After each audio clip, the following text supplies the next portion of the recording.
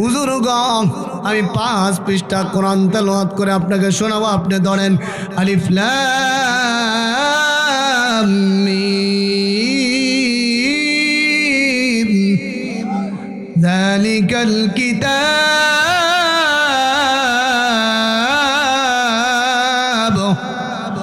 এভাবে ছেলেটা যখন আল্লাহর কোরআন তেলাওয়াত করে করে শোনাচ্ছে, এক এক করে 5 পৃষ্ঠা পড়া শোনায় ফেললো।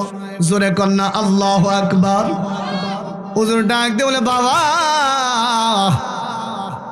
আমার মন বলে এটা অন্য অন্য ছেলের মতো না, কেবলমাত্র আমি একটি কৌশল অবলম্বন করেছিলাম যে এই ছেলেটাকে ছুটি দিব না তার মার কথা রাখার জন্য।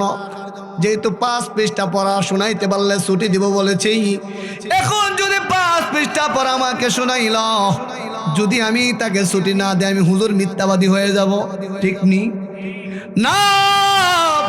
আমি মিথ্যাবাদী হতে পারি না।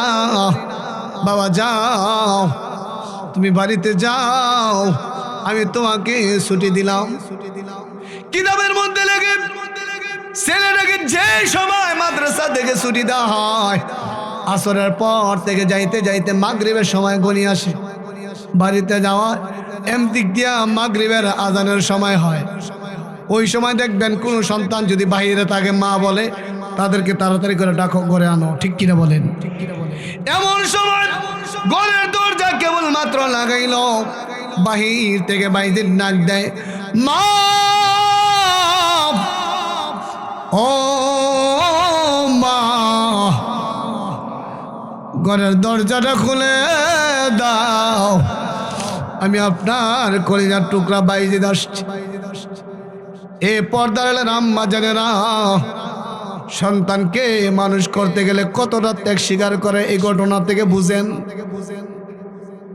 ডাক দিলাম, আম্মা জান ঘরের দরজাটা খুলে দেন, আমি আপনার কলিজার টুকরা সন্তান বাইজিদ আসছি। ঘর থেকে আওয়াজ আসলো, কে গো? তুমি ঘরের বাহির থেকে আওয়াজ করো। আমি আপনাদের কাছে জানতে চাই, কোনো সন্তান যদি মা মা বলে ডাক দেয়, মা চিনে কি চিনে না? আরো জোরে বলেন। মা কিন্তু চিনে। মা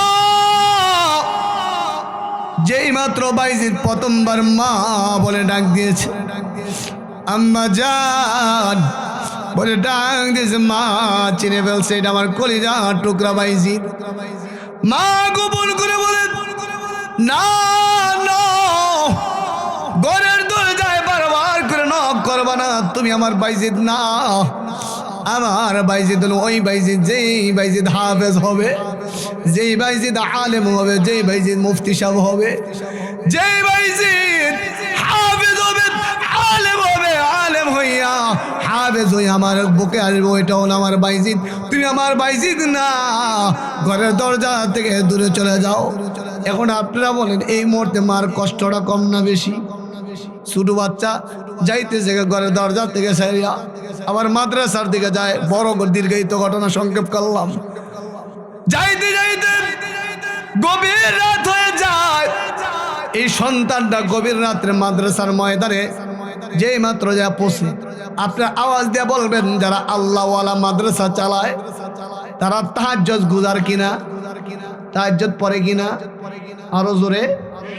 বাইজিদ বুস্তামি রাহমাতুল্লাহি আলাইহি উস্তাদ গভীর রাত্রে তাহাজ্জুদের নামাজ পড়ার জন্য যখন নিজ কামরা থেকে বের হলো, দেখে মাঠের মধ্যে ছোট্ট একটা বাচ্চা দেখা যায়। হুজুর ডাক দে বলে, বাবারে গভীর রাত্রে কোথায় থেকে এলে, তুমি এই ময়দানে কি করো? ডাক দে বলে, উস্তাদজি আমি অন্য কেউ না, উস্তাদজি মাগরিবের সময় আসরের পতকাল আসরের সময় মাদ্রাসা থেকে আমাকে ছুটি দিয়েছিলেন বাড়িতে যাওয়ার জন্য। উস্তাদজি আমি বাড়িতে অবস্থান করার পর আমি আমার মাকে বারংবার মা মা বলে ডাকলাম। উস্তাদজি আমার মা আমারটাকে কোনো কর্ণপাত করলো না। ডাক দিয়ে বলে বাবা, বুঝতে আমার আর বাকি রইল না।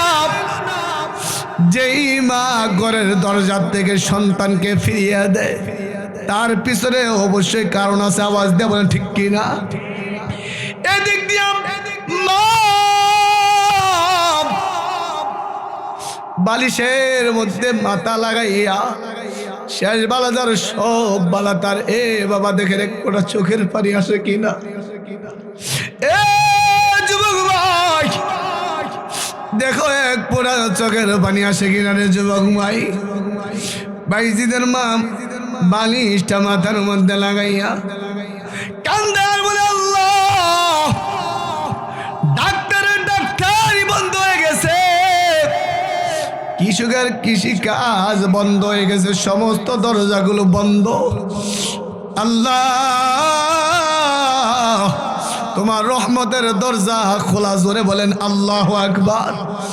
এ আল্লাহ, আমি মা হইয়া আমার কলিজা টুকরা সন্তানকে আলেম হওয়ার জন্য, হাফেজ হওয়ার জন্য বাড়ির সামনে থেকে বিদায় করে দিলাম।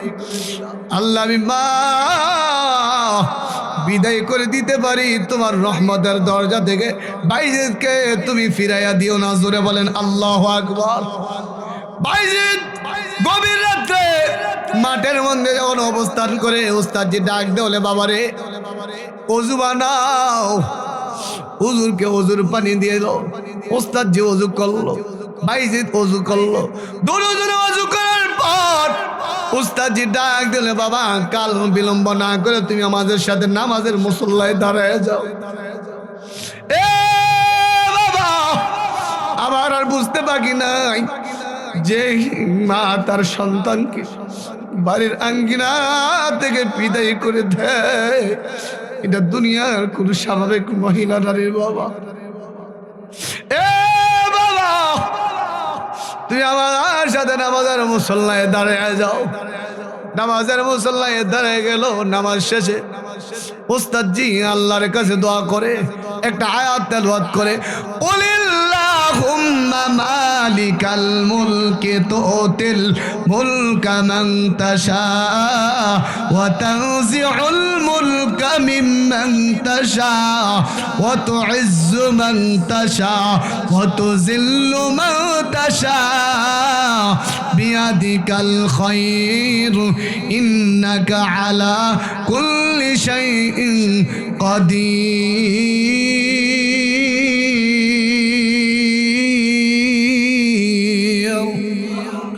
উস্তাদজি আল্লাহর কাছে দোয়া করে, আল্লাহ তুমি যাকে ইচ্ছা রাজত্ব দান করো, আল্লাহ আবার যাকে ইচ্ছা তার থেকে রাজত্ব ছিনিয়ে নিয়ে যাও, আল্লাহ যাকে ইচ্ছা তাকে সম্মান দাও, আল্লাহ যাকে ইচ্ছা তাকে বেজ্জতি করো। তোমার হুকুমে রাত্র হয়, তোমার হুকুমে দিন হয়। আওয়াজ দেয়া বলেন ঠিক নেই? এ আল্লাহ, এই সন্তানটা গভীর রাত্রে মাদ্রাসার মাঠে আইসা হাজির হয়ে গেছে। আমি উস্তাদ হইয়া এই ছাত্রের জন্য দোয়া করি, আল্লাহ এই ছেলেটাকে যুগ শ্রেষ্ঠ ওলি বানিয়ে দাও। এখন আপনারা আওয়াজ দেয়া বলেন, উস্তাদ যদি ছাত্রের জন্য দোয়া করে ওই দোয়া কবুল হবে কি হবে না? এই সূরাটি মক্কাতে অবতীর্ণ হয়। কোথায় অবতীর্ণ হয় সবাই বলেন? আপনারা একটু আওয়াজ দিয়ে বলেন তো, আজকের এই মাহফিল হওয়াতে আপনারা খুশি না বেজার? যারা হলেন খুশি, মুখে নেই হাসি, আওয়াজ দেয়া বেশি, উঁচু করে কেল্লা, একটু চিৎকার মেরে বলেন আলহামদুলিল্লাহ। একটু মাশাআল্লাহ। তাহলে এই সূরাটা মক্কাতে অবতীর্ণ হয়। কোথায় অবতীর্ণ হয়? এই সূরার আয়াত সংখ্যা হলো 3টি। কতটি? বাক্য হলো 74টি, অক্ষর হলো 68টি। এই সূরার ভিতরে আল্লাহ পাক রব্বুল আলামিন বলেন, আমি 4টা কর্মসূচি দিলাম বান্দা এবং বান্দীদেরকে। যারা এই 4টা কর্মসূচি বাস্তবায়ন করবে আল্লাহ তাআলা জান্নাত কয়টা বানাইছেন? 8টি। কয়টি? আল্লাহ বলেন ওয়াল আসর ইন্নাল ইনসানা লাফি খুসর আমার আল্লাহ প্রথমে আয়াতের শুরু লগ্নে বলেন ওয়াল আসর, সময়ের কসম, সময়ের কসম। আল্লাহ বলেন যারা সময়ের মূল্য দেয়, আল্লাহ বলেন আমি জিরো থেকে হিরো বানাই দেয়। জোরে বলেন আল্লাহু আকবার। আমার আল্লাহ বলেন ওয়াল আসর, হে বান্দা সময়ের কসম। এ পর্দার আম্মা জান, মাইকের আওয়াজ যত দূর পর্যন্ত যায় গো আম্মা জান, সময়ের বড় দাম, সময়ের বড় দাম। আল্লাহ বলেন যারা সময়ের কদর করে, সময়ের মূল্য দেয়, আমি আল্লাহ জিরো থেকে হিরো বানাই দেই। কার কথা? আওয়াজ দিয়ে বলবেন আসমানের মালিককে। জোরে বলেন আসমানের মালিককে, জমিনের মালিককে। সম্মান দেন কে? বেজ্জতি করেন কে? ধনী বানান কে? এখানে যারা বসছে আমাদের রবকে। কোটি টাকার মালিক দেখো, অভাব হয় না দূর। কোটি টাকার মালিক দেখো, অভাব হয় না দূর। গরিব ঘুমায় আরাম করে মনটা বাহাদুর। ফেরাউনের লাশটা দেখো মিশর জাদুঘরে, খায় না মাটি পোকা মাছি সবাই ঘৃণা করে। হৃদয় তাকিবে যার নম্রতা সদা, রহমত আসিবে সেটা প্রভুর ওয়াদা। বড়র বড়াই থাকলে দিলে রহমত আসবে না, বড়র বড়াই থাকলে দিলে রহমত আসবে না। নিজেকে নিজে ছোট মনে করি অসদা। উঁচু জমিন থেকে পানি নিচ জমিনে যায়, তেমনি খোদার রহমত আসে নম্রতার হৃদয়। ভোগবিলাসের বাড়ি গাড়ি পরে হেরাবে সব, থাকতে সবাই স্মরণ কর আল্লাহ আমার রব। আওয়াজ দেয়া বলেন আমাদের রবকে। ওই আল্লাহ বলে বান্দা, এ বান্দা, তুমি যদি আমি আল্লাহকে রব বলে স্বীকার করো বান্দা, আমি আল্লাহ কসম করে বললাম বান্দা তুই যদি সময়ের কদর করস রে বান্দা, আমি আল্লাহ তোরে জান্নাতের মেহমান বানায় দিব। জোরে কোন আল্লাহু আকবার। কেমনে? আমার আল্লাহ বলেন ওয়াল আসর, সময়ের কসম। হে রামকৃষ্ণপুর পশ্চিম আলিয়ার যুবক ভাই, তুমি মোবাইলে ঘন্টার পর ঘন্টা সময় দাও, তুমি ব্যবসার কাজে ঘন্টার পর ঘন্টা সময় দাও। জোরে বলেন আসেনি? আরো জোরে। এ যুবক ভাই, তুমি ফেসবুকে ঘন্টার পর ঘন্টা সময় দাও, ইউটিউবে ঘন্টার পর ঘন্টা তুমি সময় দাও, ফ্রি ফায়ারের মধ্যে তুমি ঘন্টার পর ঘন্টা সময় দাও। আপনারাই বলেন এই সময়টা কোনো কাজের না, আল্লাহর জন্য না।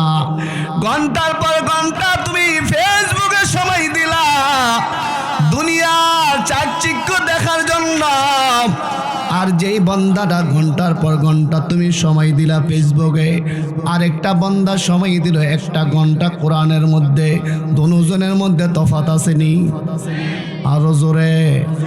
এ পশ্চিম আলিয়ার বাবা, বলে যাই কার জন্য জানি আজকের এই মাহফিল, কার জন্য জানি আজকের এই তফসিরটা জীবনের শেষ তফসির হয়ে যাচ্ছে রে বাবা। সময়ের মূল্য দাও, সময়ের কদর করা।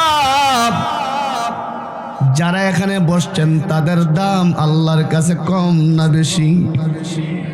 যারা সাফ স্টল বসে তারা গল্প গুজার করে বেশি, তারা মানুষের দোষ চর্চা করে বেশি। আওয়াজ দিয়া বলেন ঠিক নেই? আমার আল্লাহ বলেন যারা অন্য জায়গায় 10 অন্যের মানুষের দোষ ত্রুটি চর্চা করে তাদের ব্যাপারে আমার আল্লাহ অন্য আয়াতের মধ্যে বলেন ইন্নাল্লাহা জামিউল মুনাফিকিনা ওয়াল কাফিরিনা ফি জাহান্নাম জামিআ।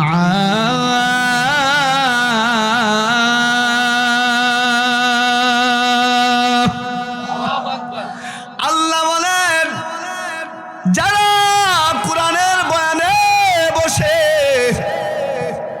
আর যারা সাফ হোস্টেলে বসে তারা দুজন এক না। কার কথা? আরো জোরে বলেন কার কথা? সাফ হোস্টেলে বসলে উমুক কুমুক কি করছে, কে কি না করছে, এগুলা নিয়ে আলোচনা হয়।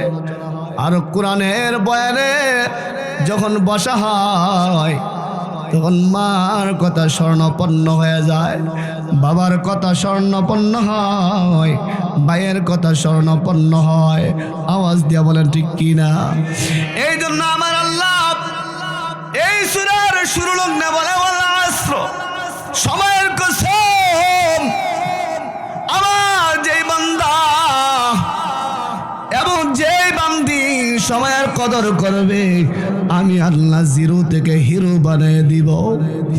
আল্লাহ বলে বান্দা ফেসবুকে সময় দেওয়ার মতো তুই সময় পাইলি, ইউটিউবে সময় দেওয়ার মতো তুই সময় পাইলি, তোর সন্তানকে সময় দেওয়ার মতো সময় পাইলি।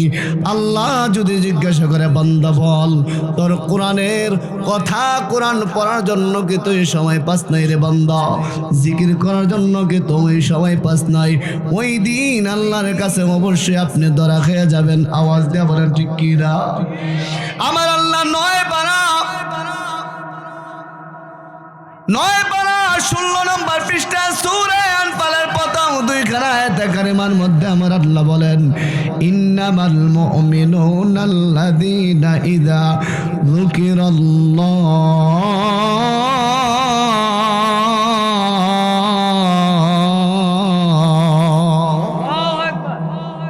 আল্লাহ বলেন হে বান্দা,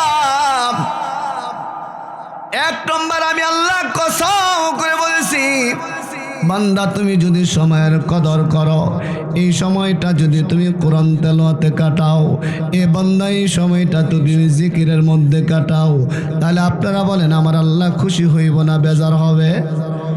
আরো জোরে বলেন। আমার আল্লাহ অন্য আয়াতের মধ্যে বলেন ফামান কানা ইয়ারজু লিকা রাব্বিহি ফালিয়ামাল আমালা।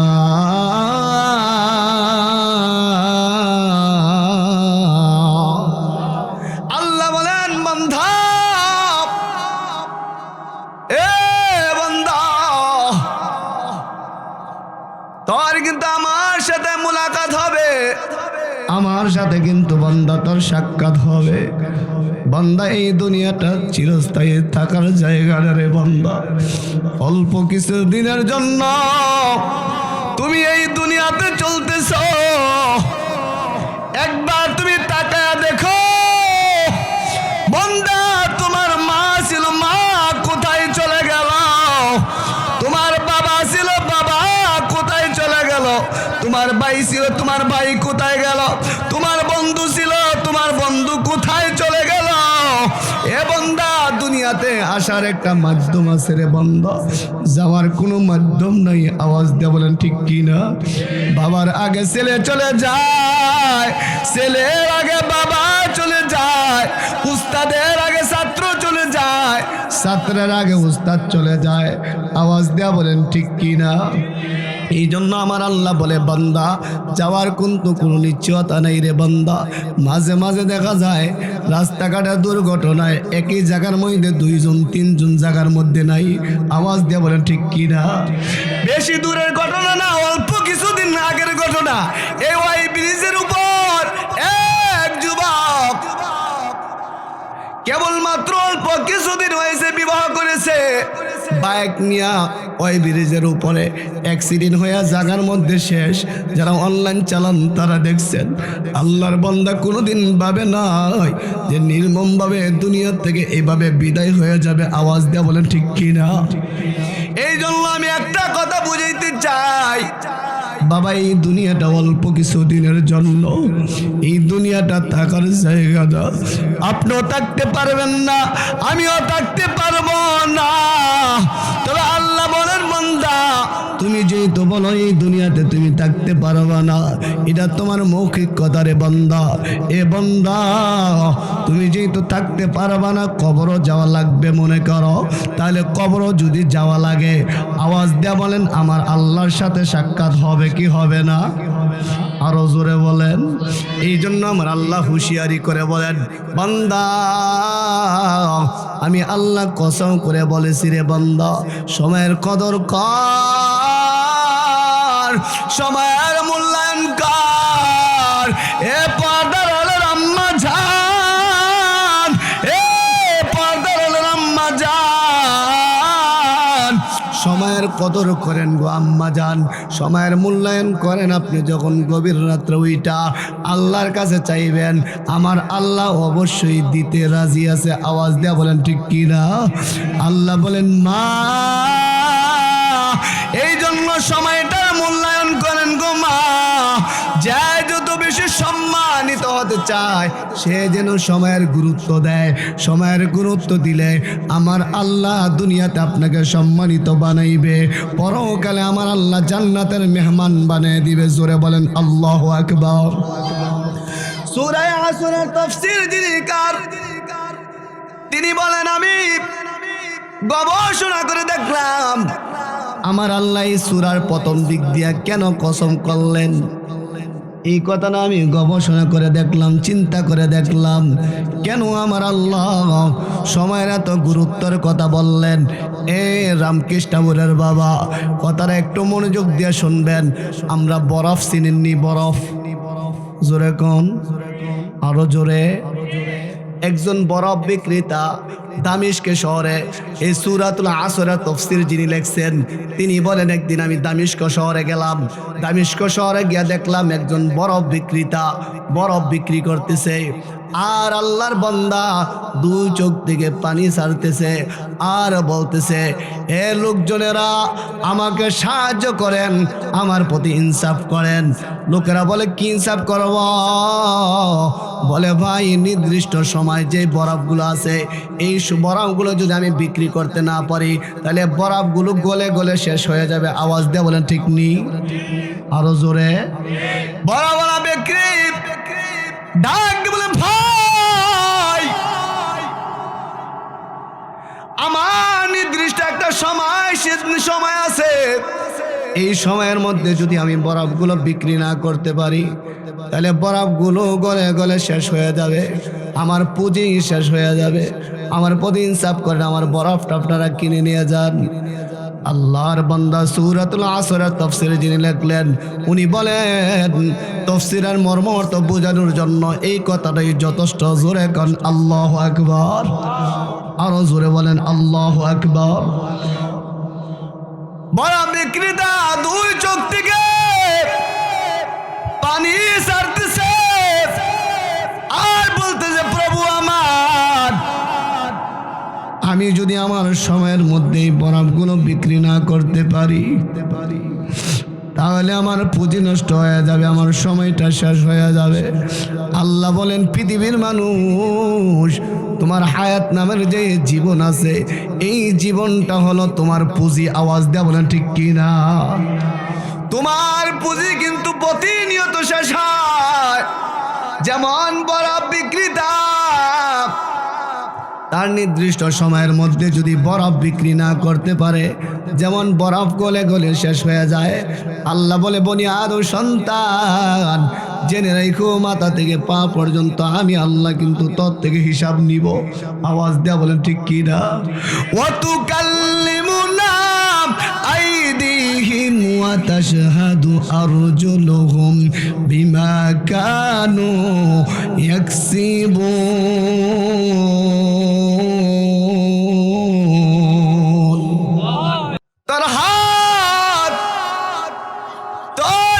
সাক্ষী দেবে। হে রামকৃষ্ণপুরের বাবা, যুবক ভাই, তুমি যখন কান্না করো, কান্না করার পর এ হাত দিয়া চোখের পানিগুলো মোছা লাগে কি লাগে না? আরো জোরে বলেন। আল্লাহ বলেন হাতের সম্পর্ক হলো চোখের সাথে। বান্দা, তুমি যদি চিন্তা করো, আহারে আমার 30 বছর অতিবাহিত হলো, 40টা বছর হয়ে গেল, এখনো পর্যন্ত আপনি কোরআন তেলাওয়াত একদিন করলেন না, এখনো পর্যন্ত জিকির করলেন না, এখনো পর্যন্ত মসজিদে গিয়ে সাজদা দিলেন না, তাহলে বলেন আপনার সময়ের গুরুত্ব দিলেন না, সময়টা আপনার থেকে চলে গেল? জোরে কোন?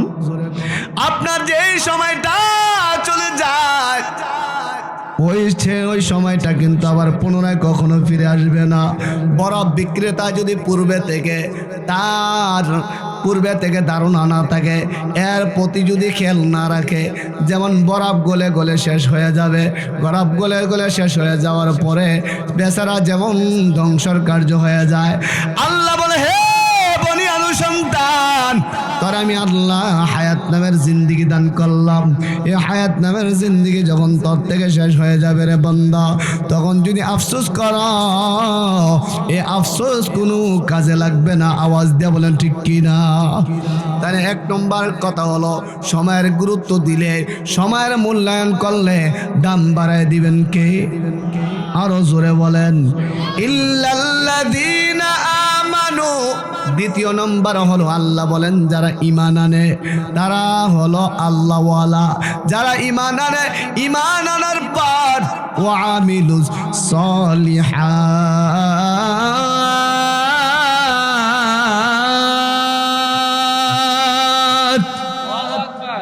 আল্লাহ বলেন আমি 4টা কর্মসূচি দিলাম। 1 নম্বর হলো বান্দা ঈমান আনো, ঈমান আনার পর আমেল সালেহ, অর্থাৎ বান্দা নেক আমল করা লাগবে। কার কথা? আরো জোরে বলেন কার কথা?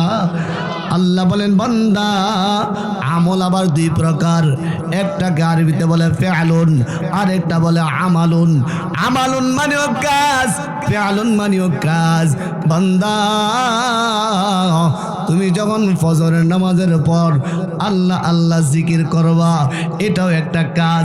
এ বান্দা তুমি বাজার থেকে কিছু কেনাকাটা করলা, এটাও একটা কাজ। 2 কাজের ভিতরে ব্যবধান আসেনি? আরো জোরে বলেন। বলে আমালুন মানে এমন কাজ যে কাজটা করার পর ক্রিয়া শেষ হয় না। ফিআলুন মানে এমন কাজ যে কাজটা করার পর তার ক্রিয়া শেষ হয়ে যায়। আমালুন মানে এমন কাজ বান্দার সাথে যখন আল্লাহর বান্দা যখন আল্লাহ আল্লাহ স্মরণ করে, তখন আমার আল্লাহ খুশি হয় না, বেজার হয়? আরো জোরে বলেন।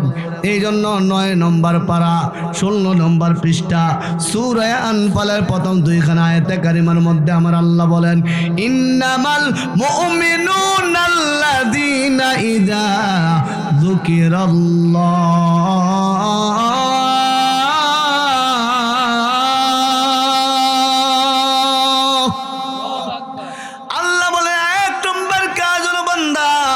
ঈমান আনবা, ঈমান আনার পরে নেক আমল করবা। আপনারা আওয়াজ দেয়া বলেন, নেক আমলের মধ্যে জিকির নেক আমল না বদ আমল? আরো জোরে। কোরআন তেলাওয়াত নেক আমল না বদ আমল? আমার আল্লাহ বলেন ইন্নামাল মুমিনুনাল্লাযীনা ইযা যুকিরাল্লাহ। 1 নম্বর হলো ঈমান আনার পরে যখন আল্লাহর কোনো বান্দা অথবা বান্দি আল্লাহকে স্মরণ করে, আমার আল্লাহ খুশি হবে না, বেজার হবে? আল্লাহ বলে বান্দা জিকিরে শাব্দিক অর্থ হলো স্মরণ করা, জিকিরে আরেক শব্দের অর্থ হলো ভালোবাসা। আপনাদের কাছে আমি জানতে চাই, যেই লোকটাকে আপনি মহাব্বত করেন, যেই লোকটাকে ভালোবাসেন, ওই লোকটা যদি আপনার কাছাকাছি থাকে, ভালো লাগে না খারাপ লাগে? আরো জোরে কোন? এ বাবা, আপনাদেরকে কথাটা বোঝানোর জন্য বলি, কেমনে বুঝাইলে যে বুঝবেন।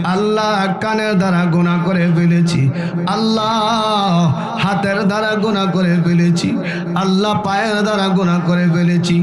আল্লাহ তুমি বলেছো কুল ইয়া ইবাদিয়াল্লাযীনা আসরাফু আলা আনফুসিহিম লা তাকনাতু মির রাহমাতিল্লাহ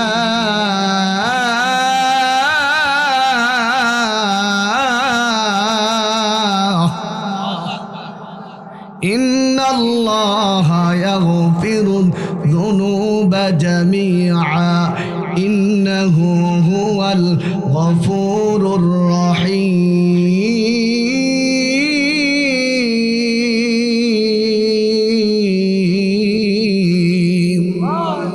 আল্লাহ বলেন বান্দা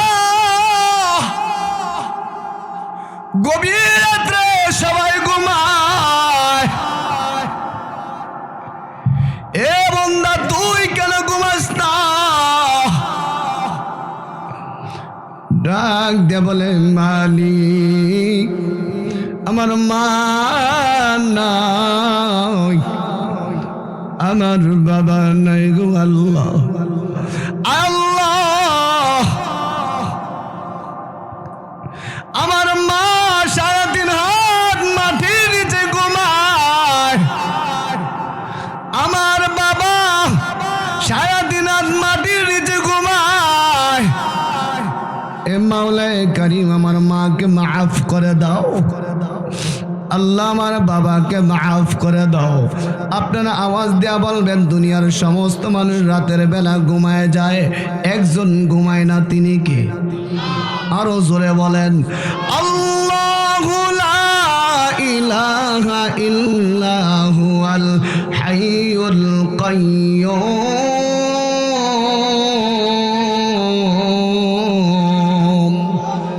লা তাখুযুহু সিনাতু ওয়ালা নাওম।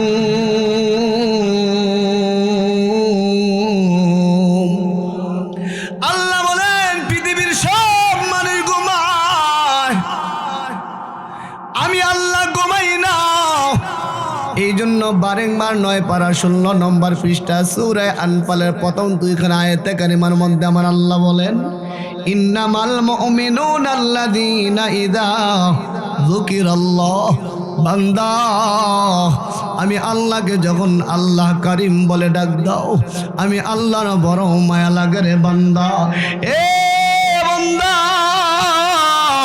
আমি আল্লাহ বলি বান্দার কান্দিস না, আয় আয়। গভীর রাত্রে সমস্ত মানুষগুলো ঘুমায় গেল, তুই ঘুমাস নাই বান্দা। তোর চোখের পানিগুলা নাকের ডগায় আসার আগে আগে তোর মা বাবার কবরের আযাব বন্ধ করে দেন কে? আরো জোরে বলেন কে? এই জন্য 5টা কর্মসূচি আয়াতের কারিমার মধ্যে আমার আল্লাহ বলেন ইন্নামাল মুমিনুনা আল্লাযীনা ইযা যুকিরাল্লাহ। 1 নম্বর হলো যারা আল্লাহকে স্মরণ করে, আল্লাহ বলেন তাদেরকে আমি আল্লাহ দুনিয়াতে দাম বাড়াইয়া দিব, মরার পর আমি আল্লাহ জান্নাত বানাইলাম 8টা জান্নাতের দরজা আমি আল্লাহ খুলে দিব। আল্লাহর বান্দা এবং বান্দি যেই দরজা দিয়ে ইচ্ছা ওই দরজা দিয়ে আল্লাহর তৈরি জান্নাত ঢুকে যাবে। জোরে বলেন আল্লাহু আকবার। জিকির করছেন মুসা নবী তুর পাহাড়ে গেলেন তিনি, খুদার নূরে পাহাড় জ্বলে, খুদার নূরে পাহাড় জ্বলে, নবী মুসা জ্বলেন না। হামেশা জিকির করা মুমিন গাফেল থেকো না। লা ইলাহা লা ইলাহা লা ইলাহা ইল্লাল্লাহ লা ইলাহা লা ইলাহা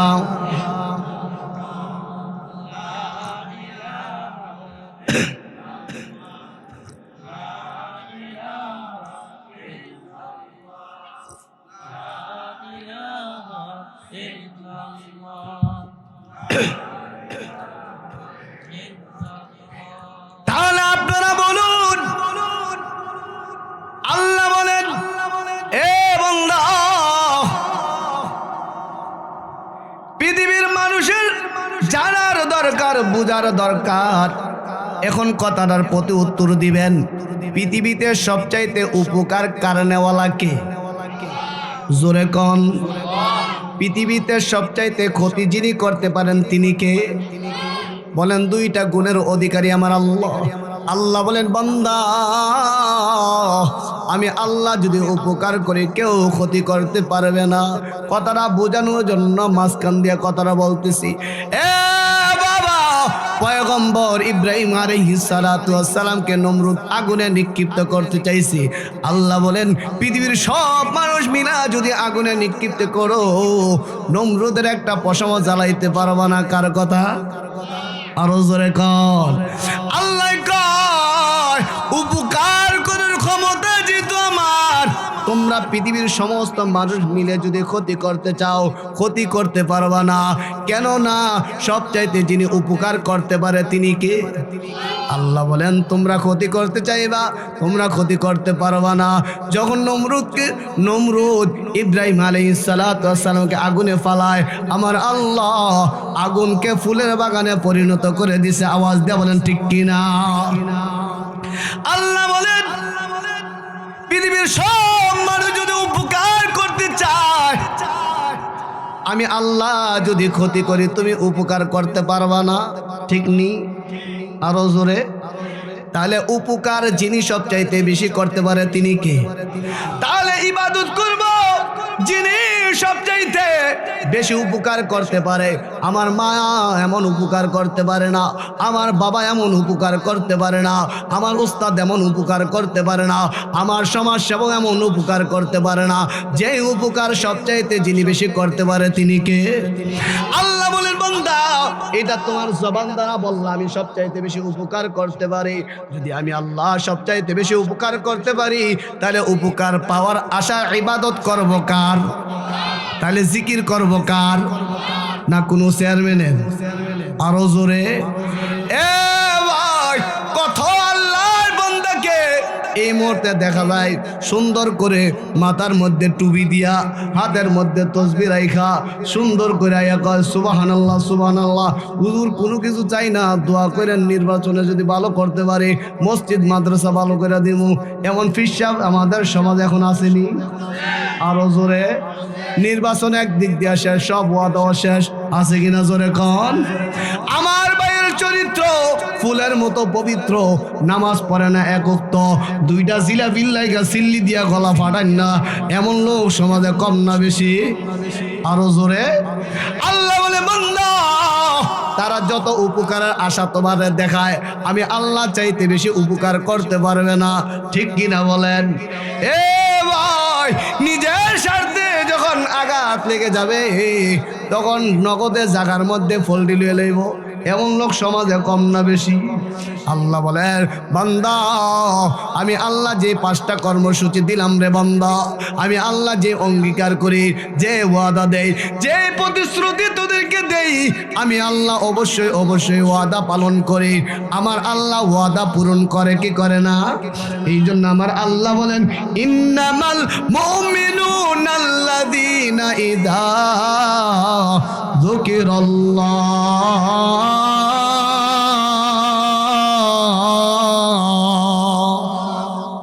এক নম্বর হলো আল্লাহর কোনো বান্দা এবং বান্দি যদি জিকির করে লাভ না ক্ষতি।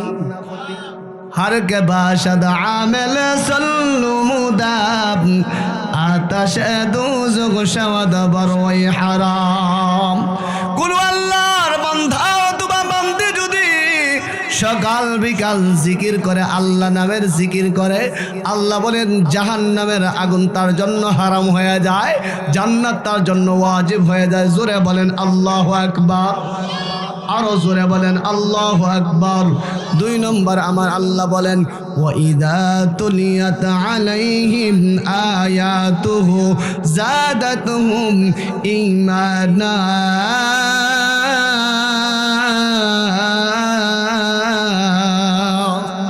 2 নম্বর হলো আল্লাহর কুরবান্দা অথবা বান্দির সামনে যখন আল্লাহর কোরআনের তেলাওয়াত হয়, আল্লাহর বান্দা এবং বান্দি আল্লাহর কোরআন তেলাওয়াত শুনলে পরে তার ঈমান বেড়ে যায়। কার কথা?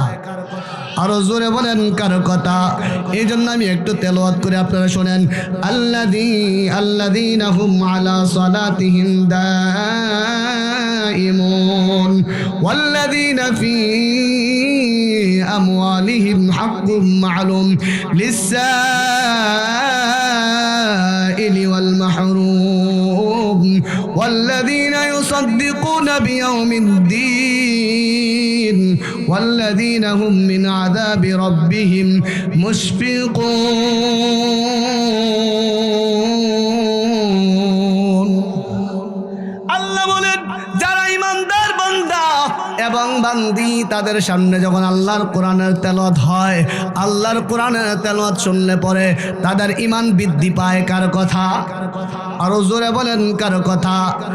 1 নম্বর হলো ঈমানদার বান্দা বান্দি যখন আল্লাহর জিকির করে তখন তার অন্তরে একটা ভয় ভীতি কাজ করে।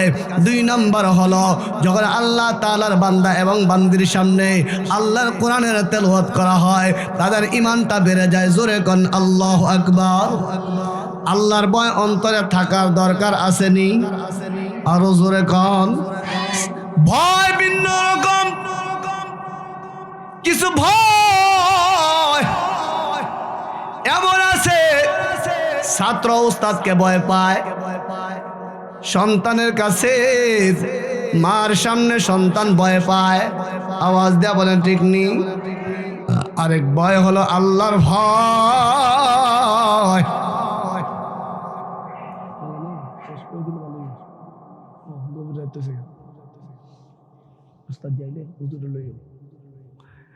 তাহলে বাবা যেই কথাটা আমি বলতেছিলাম, 1 নম্বর হলো আল্লাহর জিকির করা, 2 নম্বর হলো কোরআন তেলাওয়াত করা। কোরআন তেলাওয়াত করলে লাভ না ক্ষতি?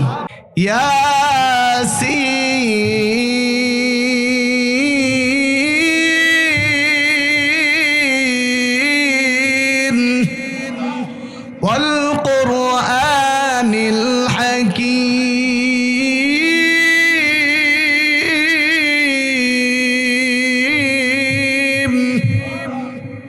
এখন সকালবেলা সূরা ইয়াসিনের তেলাওয়াত শোনা যায়?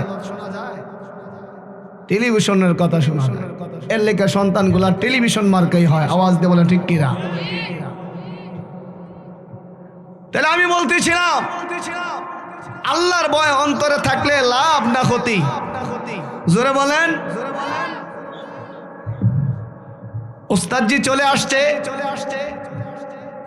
আর 2টা মিনিট কথা বলে আমি শেষ করে দিছি। হুজুর দোয়া করে দিবে, আপনারা আপনাদের জায়গায় চলে যাবেন। কষ্ট হইতেছে? কষ্ট হইতেছে। কষ্টকর, অবশ্যই কষ্ট হয় নাকি? কষ্ট হয়। আর একটা আলোচক তখনই আলোচনা করে আত্মতৃপ্তি আসে। একজন আলোচক তখনই আলোচনা করে আত্মতৃপ্তি আসে যখন শ্রোতাদের মনোযোগ ভালো থাকে। আওয়াজ দিয়ে মানে ঠিক কিনা? আর একজন আলোচকের মুখ দিয়ে তখন কথা আসে না যখন শ্রোতাদের মনোযোগ না থাকে। ঠিক কিনা বলে? এই জন্য 1 নম্বর কথা হলো কার স্মরণ করা? জোরে বলেন কার স্মরণ? 2 নম্বর আল্লাহ বলেন وَإِذَا تُلِيَتْ عَلَيْهِمْ آيَاتُهُ زَادَتْهُمْ إِيمَانًا।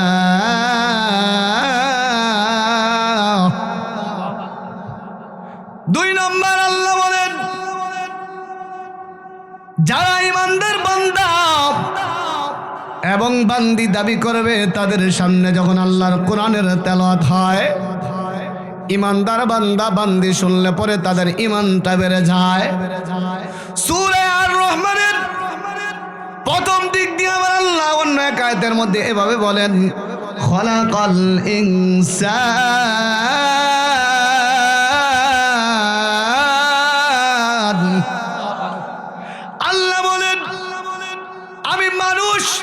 সৃষ্টি করলাম, তবে মানুষ হইল দুই প্রকার। এক প্রকার মানুষ হলো জন্মগত মানুষ, আরেক প্রকার মানুষ হলো গুণগত মানুষ।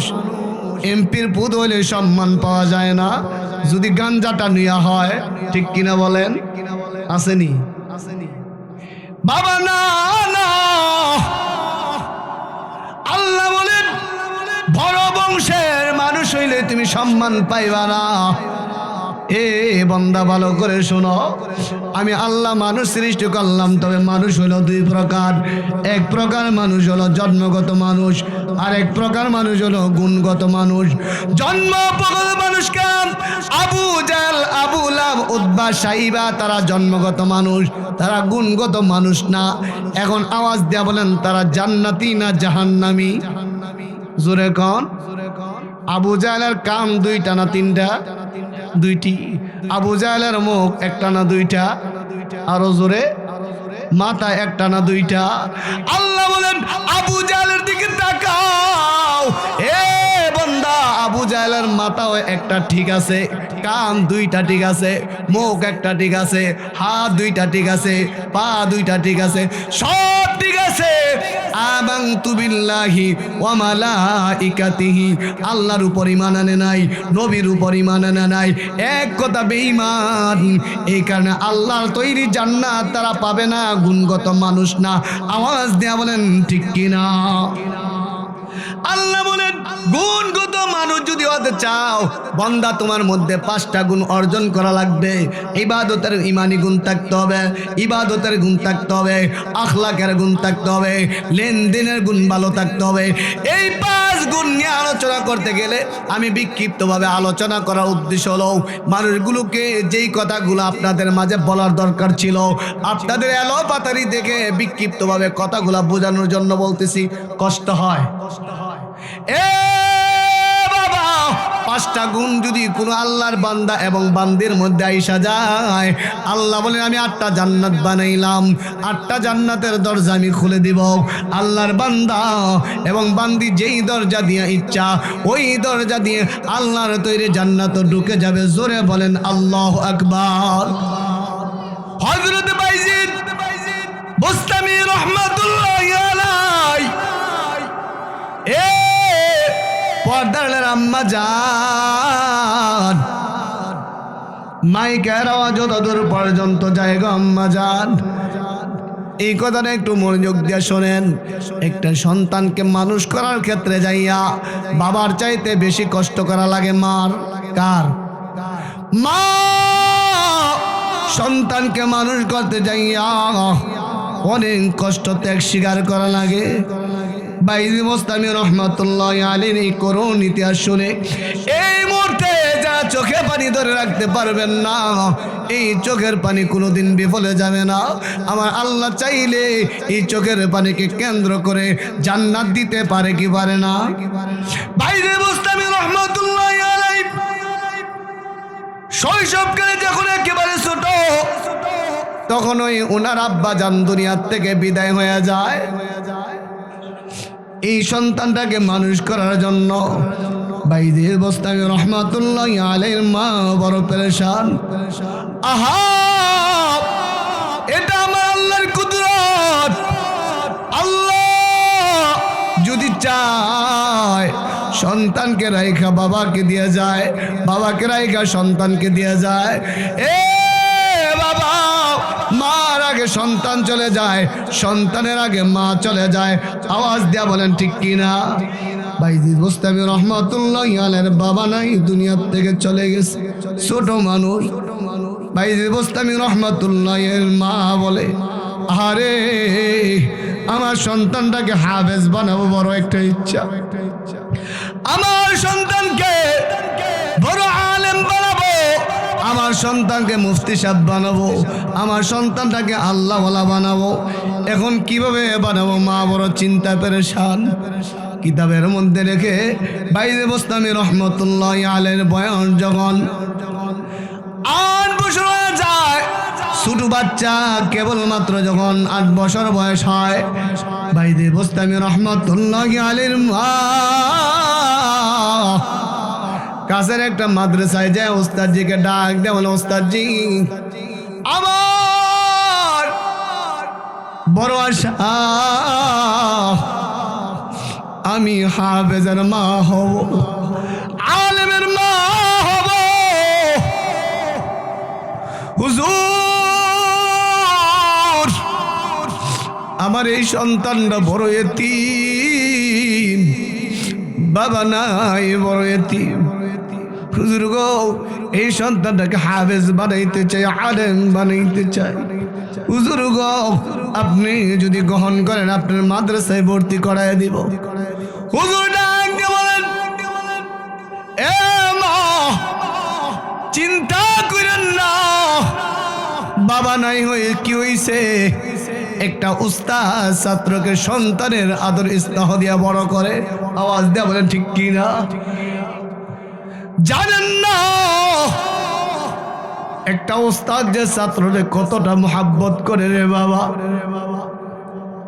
ডাক দিল আম্মা জান, বাবা নাই কি হয়েছে, এই সন্তানটার দায়িত্ব আমরা নিলাম, এই সন্তানটাকে মাদ্রাসায় ভর্তি করে দেয়া যান। বাইজিদের মা দুই চোখের পানি সেরে সেরে কান্না করে আর বলে, উস্তাদজি আপনাদের হাতে তুলে দিয়ে গেলাম, তবে আমার সন্তানটার যেহেতু বাবা নাই আমাদের অনুমতি ছাড়া ছুটি দিয়েন না। হুজুর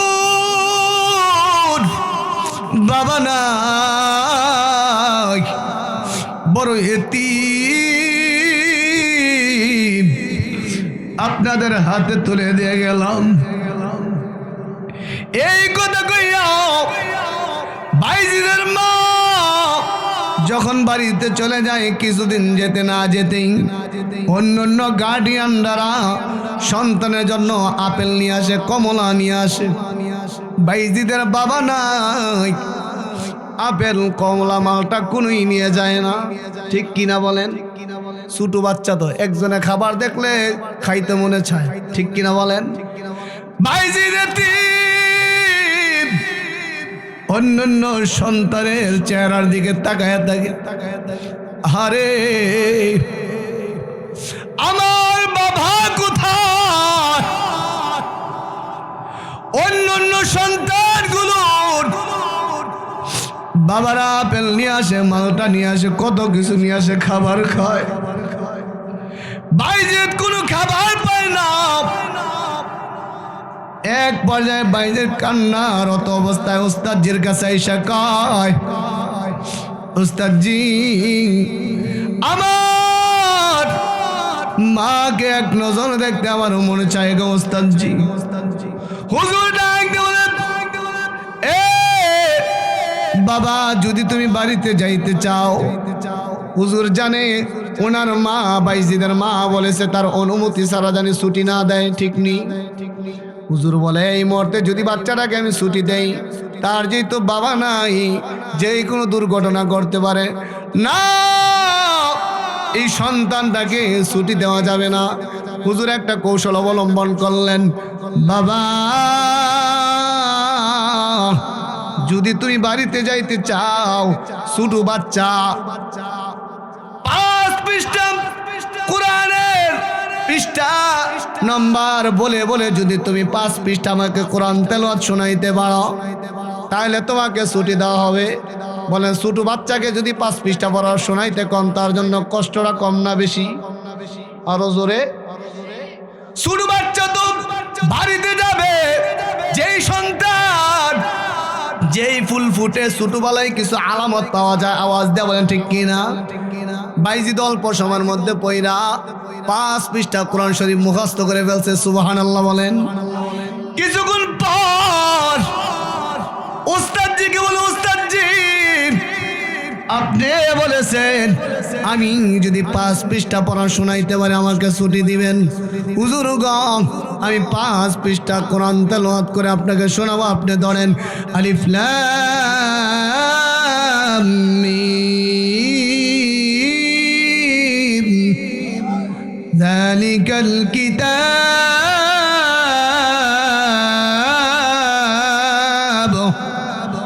এভাবে ছেলেটা যখন আল্লাহ এক এক করে 5 পৃষ্ঠা পড়া শোনায় ফেললো। জোরে কন্যা আল্লাহু আকবার। হুজুর ডাক দিয়ে বলে, বাবা আমার মন বলে এটা অন্য ছেলের মতো না, কেবলমাত্র আমি একটি কৌশল অবলম্বন করেছিলাম যে এই ছেলেটাকে ছুটি দিব না তার মার কথা রাখার জন্য।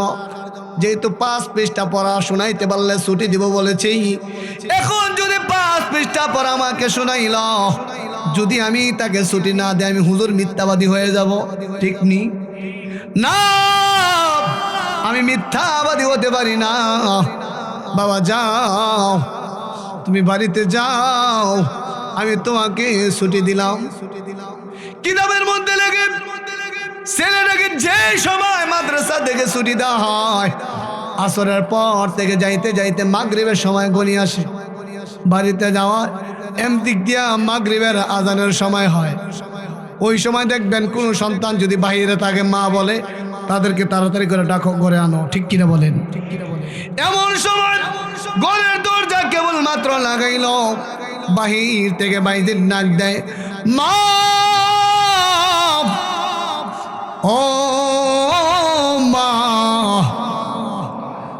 ঘরের দরজাটা খুলে দাও, আমি আপনার কলিজার টুকরা বাইজিদ আসছি। এ পর্দার আম্মা জানেরা, সন্তানকে মানুষ করতে গেলে কতটা ত্যাগ স্বীকার করে এই ঘটনা থেকে বুঝেন। ডাক দিলাম, আম্মা জান ঘরের দরজাটা খুলে দেন, আমি আপনার কলিজার টুকরা সন্তান বাইজিদ আসছি। ঘর থেকে আওয়াজ আসলো, কে গো? তুমি ঘরের বাহির থেকে আওয়াজ করো। আমি আপনাদের কাছে জানতে চাই, কোনো সন্তান যদি মা মা বলে ডাক দেয়, মা চিনে কি চিনে না? আরো জোরে বলেন। মা কিন্তু চিনে। মা যেই মাত্র বাইজিদ প্রথমবার মা বলে ডাক দিয়েছে, আম্মা জান বলে ডাক দিয়েছে, মা চিনে ফেলছে, এটা আমার কলিজা টুকরা বাইজিদ। মা গোপন করে বলে, না না, ঘরের দরজায় বারবার করে নক করবা না, তুমি আমার বাইজিদ না। আমার বাইজিদ হলো ওই বাইজিদ যেই বাইজিদ হাফেজ হবে, যেই বাইজিদ আলেম হবে, যেই বাইজিদ মুফতি সাহেব হবে, যেই বাইজিদ হাফেজ হবে, আলেম হবে, আলেম হইয়া হাফেজ হইয়া আমার বুকে আসবে, ওইটা হলো আমার বাইজিদ। তুমি আমার বাইজিদ না, ঘরের দরজা থেকে দূরে চলে যাও।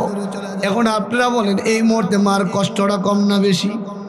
ছোট বাচ্চা যাইতেছে ঘরের দরজা থেকে সারিয়া আবার মাদ্রাসার দিকে যায়, বড় দীর্ঘায়িত ঘটনা সংক্ষেপ করলাম। যাইতে যাইতে গভীর রাত হয়ে যায়। এই সন্তানটা গভীর রাত্রে মাদ্রাসার ময়দানে যেই মাত্র যা পৌঁছে, আপনার আওয়াজ দিয়ে বলবেন, যারা আল্লাহওয়ালা মাদ্রাসা চালায় তারা তাহাজ্জুদ গুজার কিনা, তাহাজ্জুদ পড়ে কিনা? আরো জোরে। বাইজিদ বুস্তামি রাহমাতুল্লাহি আলাইহি উস্তাদ গভীর রাত্রে তাহাজ্জুদের নামাজ পড়ার জন্য যখন নিজ কামরা থেকে বের হলো, দেখে মাঠের মধ্যে ছোট্ট একটা বাচ্চা দেখা যায়। হুজুর ডাক দিয়ে বলে, বাবারে গভীর রাত্রে কোথায় থেকে এলে, তুমি এই ময়দানে কি করো? ডাক দিয়ে বলে, উস্তাদজি আমি অন্য কেউ না, উস্তাদজি মাগরিবের সময় আসরের গতকাল আসরের সময় মাদ্রাসা থেকে আমাকে ছুটি দিয়েছিলেন বাড়িতে যাওয়ার জন্য। উস্তাদজি আমি বাড়িতে অবস্থান করার পর আমি আমার মাকে বারংবার মা মা বলে ডাকলাম। উস্তাদজি আমার মা আমাটাকে কোনো কর্ণপাত করলো না। ডাক দিয়ে বলে, বাবা বুঝতে আমার আর বাকি রইল না, যেই মা ঘরের দরজার থেকে সন্তানকে ফিরিয়ে দেয় তার পিছনে অবশ্যই কারণ আছে। আওয়াজ দিয়ে বলেন ঠিক কিনা? এদিক দিয়ে মা বালিশের মধ্যে মাথা লাগাইয়া শেষ বালা যার সব বালা তার। এ বাবা দেখেন এক ফোঁটা চোখের পানি আসে কিনা। এ যুবক ভাই দেখো এক ফোঁটা চোখের পানি আসে কিনা রে যুবক ভাই। বাইজিদের মা বালিশটা মাথার মধ্যে লাগাইয়া কান্দে আর বলে আল্লাহ, ডাক্তারি বন্ধ হয়ে গেছে, কৃষকের কৃষি কাজ বন্ধ হয়ে গেছে, সমস্ত দরজাগুলো বন্ধ। আল্লাহ তোমার রহমতের দরজা খোলা, জোরে বলেন আল্লাহু আকবার। এ আল্লাহ, আমি মা হইয়া আমার কলিজার টুকরা সন্তানকে আলেম হওয়ার জন্য, হাফেজ হওয়ার জন্য বাড়ির সামনে থেকে বিদায় করে দিলাম। আল্লাহ আমি মা বিদায় করে দিতে পারি, তোমার রহমতের দরজা থেকে বাইজিদকে তুমি ফিরাইয়া দিও না, জোরে বলেন আল্লাহু আকবার। বাইজিদ গভীর রাত্রে মাঠের মধ্যে যখন অবস্থান করে উস্তাদজি ডাক দেওলে, বাবারে ওযু বানাও। হুজুরকে ওযুর পানি দিয়ে এলো, উস্তাদজি ওযু করলো, বাইজিদ ওযু করলো। দুজনে ওযু করার পর উস্তাদজি ডাক দিলে, বাবা কাল বিলম্ব না করে তুমি আমাদের সাথে নামাজের মুসল্লায় দাঁড়ায় যাও। এ বাবা আমার আর বুঝতে বাকি নাই যে মা তার সন্তানকে বাড়ির আঙ্গিনা থেকে বিদায় করে দেয়, এটা দুনিয়ার কোন স্বাভাবিক মহিলা না রে বাবা। এ বাবা তুমি আমার সাথে নামাজের মুসল্লায় দাঁড়ায় যাও। নামাজের মুসল্লায় দাঁড়ায় গেল। নামাজ শেষে উস্তাদজি আল্লাহর কাছে দোয়া করে একটা আয়াত তেলাওয়াত করে, কুলিল্লাহুম্মা মালিকাল মুলকি তুতিল মুলকা মান তাশা ওয়া তানজিউল মুলকা মিম্মান তাশা ওয়া তুইজ্জু মান তাশা ওয়া তুযিল্লু মান তাশা বিয়াদিকাল খায়র ইন্নাকা আলা কুল্লি শাইইন কাদির।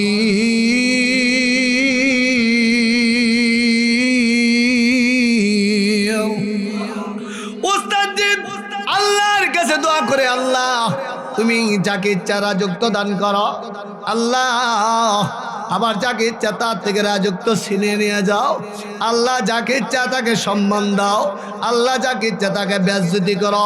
তোমার হুকুমে রাত্র হয়, তোমার হুকুমে দিন হয়। আওয়াজ দেয়া বলেন ঠিক নেই। এ আল্লাহ, এই সন্তানটা গভীর রাত্রে মাদ্রাসার মাঠে আইসা হাজির হয়ে গেছে। আমি উস্তাদ হইয়া এই ছাত্রের জন্য দোয়া করি, আল্লাহ এই ছেলেটাকে যুগ শ্রেষ্ঠ ওলি বানিয়ে দাও। এখন আপনারা আওয়াজ দেয়া বলেন, উস্তাদ যদি ছাত্রের জন্য দোয়া করে ওই দোয়া কবুল হবে কি হবে না?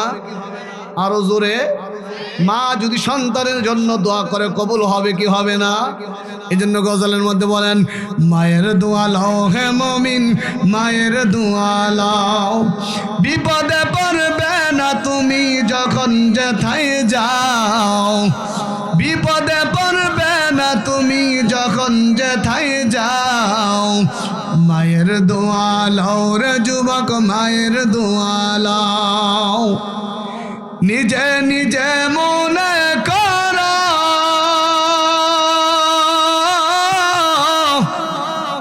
টাকায় আমি হইলাম বড়,